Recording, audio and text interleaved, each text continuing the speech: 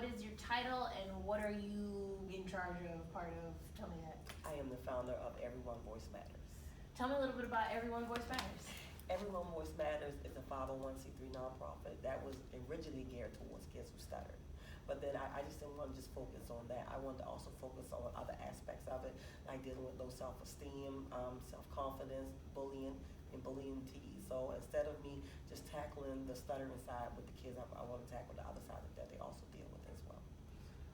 When it comes to stutters, because I always pitch to me, especially for Black History Month, some noteworthy individuals, and some of you might not know stutter. Tell me a little bit about that. I know like Kendrick Lamar, who is he's an artist.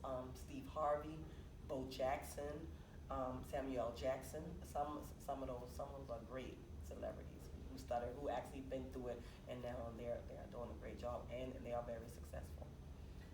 Using your books as well as YouTube videos, kind of describe to me how you help kids tackle their stuttering issue.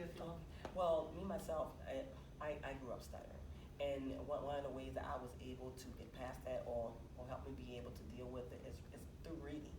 In which instead of me reading quietly to myself, I started to read out loud over the years, and gradually I was able to speak at a normal pace. But I still read now, so I implement that to actually help the kids, because that's what I use, and that's what made me start writing the kids' books, children's books. Why is it important we do things like this? I mean, because we have schools, you've got parents who do these things. So why did you feel the need to act? Well, it's very important. Also, I have a 9-year-old grandson named Lil Herbert who stutters. And even though years ago I was able to begin to speak at a normal pace, but it was still something that was missing inside of me. I still had low self-esteem. I still was dealing with issues within myself. And then one day my grandson came to me, and he was trying to speak, and he was doing the same things I was doing. I used to tap with my legs. I used to blink my eyes, badly. And then he just said, "Granny, I can't say it." And I looked at him, and it was almost like I was looking in the mirror at myself. And I told him, I said, "Don't you ever say that you can't do anything or you can't say it. I said, just take your time and say it." And when he finally said it, I walked off and in the room, and I just bawled. I cried because I was like, even though I've taught myself how to speak at a normal pace, I'm doing kids a disjustice or disservice to not being able to help them.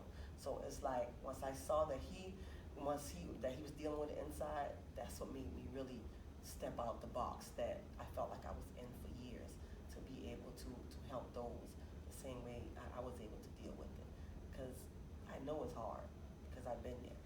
I've been teased, I've been laughed at, I've been picked on. So I know what they're dealing with. So once you get the stuttering under control, you don't really have it under control until you get your mental under control.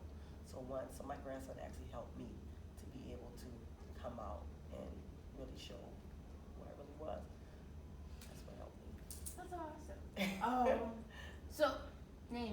So he's the book series. He was what inspired it. Well, yeah. Well, actually, I named the main character Lil Herbie, which is after my grandson, but the real Lil Herbie is me. It's the kid that's been stuck inside of me for years, but he is my inspiration. Him and other kids just like him. He's a big inspiration to me.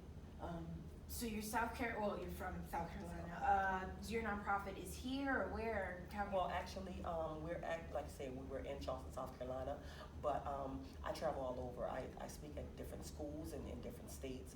I do, matter of fact, on May 16th, we're having a big charity celebrity basketball game, a fundraiser, Charleston, South Carolina, and my YouTube series, which is an animated series that teaches kids different words, teaches them how to pronounce it, the definition, and then we also show a meaning of the word being used, like a child is doing something on there. So, and reading, of course.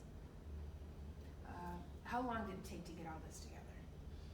Well, to get the nonprofit, it took me roughly, I've been dealing with it about 3 years, but it have always been inside of me. I've always wanted to actually do something with stuttering in kids. So, but now we've been up and going at roughly about 3 years now. And I asked it already, but how does it feel to be a part of a child's education, a child's overall maturation to be a person who doesn't, not Judge. to struggle, but who's able to keep it moving, you know? It feels good when I can finally look in the mirror and see who I am. And I always tell kids I speak. I wish I had someone like me when I was their age. Even though my mom was there and she done a great job, but I was youngest of 5 kids, and we didn't have a lot of different things, same things that kids had. So it was a struggle, but now I can look at myself and finally say, hi, Sharika. I'm really, this is Sharika now. I've been really hiding it for years, even though I was speaking, I was